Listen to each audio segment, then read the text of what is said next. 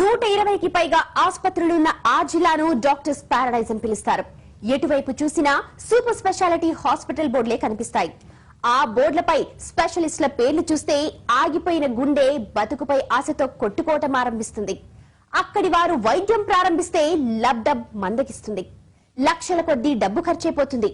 కొర ఊపిరి కాస్త ఆగిపోతుంది. ఇది కరీంనగర్ జిల్లా డాక్టర్స్ పారడైజ్ ఘనత.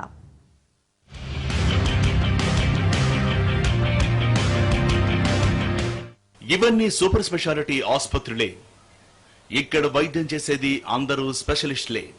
మీరు చూస్తున్నది కరీంనగర్లోని విజయశ్రీ హాస్పిటల్.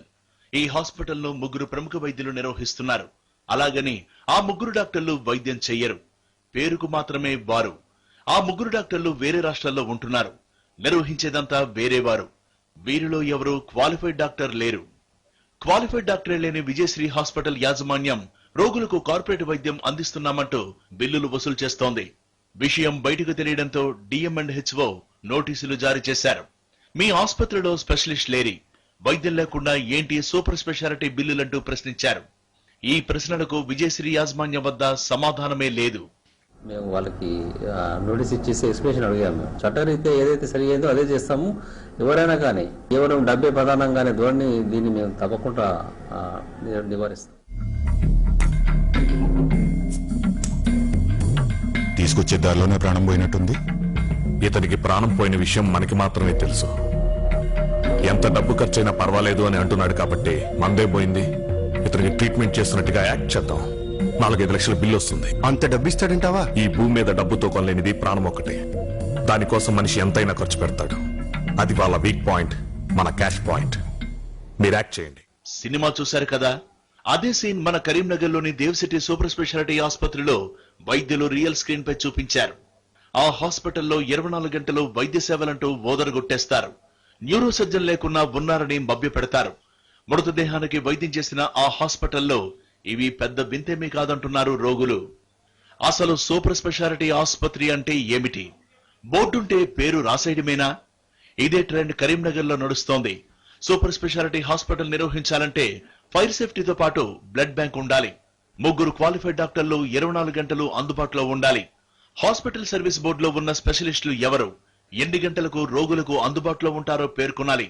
పేషెంట్లు వచ్చినా రాకపోయినా బోర్డులో పేర్కొన్న వైద్యులు హాస్పిటల్లో ఖచ్చితంగా అందుబాటులో ఉండాలి. అయితే ఇవేమీ ఇక్కడ లేవు. ఒక్క సూపర్ స్పెషాలిటీ అనే బోర్డు తప్పించి ఏ ఒక్క నిబంధన ఇక్కడ అమలు కావడం లేదు. మల్టీ స్పెషాలిటీ, సూపర్ స్పెషాలిటీ అని వాళ్ళు పెట్టడం జరుగుతుంది. కానీ వాస్తవానికి మన బృందం వెళ్లి అక్కడ ఆ రిజిస్ట్రేషన్ యాక్ట్ ప్రకారం అక్కడ ఉన్న ఫెసిలిటీస్ సరిపోయేంత ఉంటేనే మనం ఆ పేరు మీద రిజిస్ట్రేషన్స్ ఇస్తున్నాం. ఆల్రెడీ ఎవరికైతే పర్మిషన్ ఇచ్చేసాము పాత వాళ్ళని, అది కూడా మేము మళ్ళీ ఒకసారి పరిశీలిస్తాము. మనము వీలైనంత వరకు గవర్నమెంట్ నామ్స్ ప్రకారం నడిపించే ప్రయత్నం చేస్తున్నాం. ఎక్కడైతే గ్రాస్ నెగ్లిజెన్స్ దో అది ఇమీడియట్ క్లోజ్ చేయడం. పల్లెల్లో నుంచి వైద్యులను ఏజెంట్లుగా నియమించుకుని కార్పొరేట్ ముసుగు వైద్య వ్యాపారం జోరుగా సాగిపోతోంది. ఏ సమస్య వచ్చినా మేం నయం చేస్తాం, మా హాస్పిటల్లో స్పెషలిస్టులు ఉన్నారని చెబుతూ పేషెంట్లను చేర్చుకుంటున్నారు.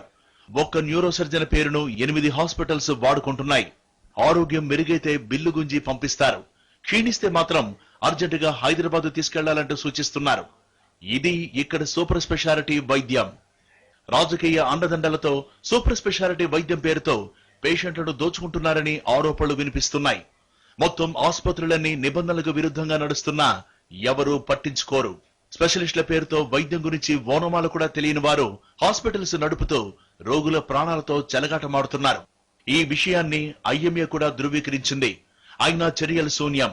వైద్యాధికారులు స్పందించి సూపర్ స్పెషాలిటీ ముసుగులో సాగుతున్న దందాకు అడ్డుకట్ట వేయాలని కోరుతున్నారు కరీంనగర్ వాసులు. ప్రైవేట్ ఆసుపత్రులు పూర్తిగా వైద్యాన్ని వ్యాపారంగా మార్చేస్తున్నాయి. నిబంధనలు ఉల్లంఘిస్తున్నాయి. క్వాలిఫైడ్ డాక్టర్లు కనీస సౌకర్యం లేకున్నప్పటికీ సూపర్ స్పెషాలిటీ ఆసుపత్రుల పేరుతో మాయాజాలాన్ని సృష్టిస్తున్నాయి. బినామీ వ్యక్తులతోనే ఇలాంటి ఆసుపత్రులు నిర్వహించి రోగుల నుంచి లక్షల రూపాయలు దండుకుంటున్నాయి.